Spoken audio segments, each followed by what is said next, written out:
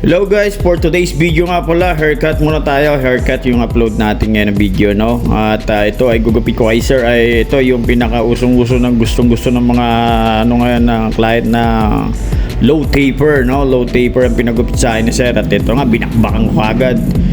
At sabi, nag-uusap kami ni sir. Sabi niya, mga 6 months na yata yung buhok niya. Hindi pa siya nagpapagupit. Kaya gusto niya ng na medyo manipis yung gilid, tapos yung bangs medyo nasa ibabaw lang ng kilay. Yan, at ginupitan ko na agad siya. Sabi ko, sir, okay, mas okay sa iyo yun kasi meron kang flat back sa likod mo ng head mo, no?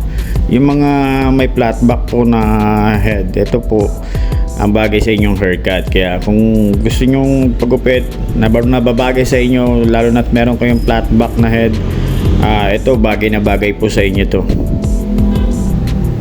At sa mga gusto nga palang magpagupit dyan, punta lang po kayo dito sa Y Barbershop. Dito lang po to sa may Barangay 175, sa may paglabas nyo lang po ng Aling Monang kung taga center kayo. At kung taga Almar naman kayo, diretso lang kayo dito, lagpas lang konti ng Nodado. Ayan guys, papalo na rin po pala ako sa YouTube channel ko at Instagram, Facebook, tsaka TikTok natin, no guys, no?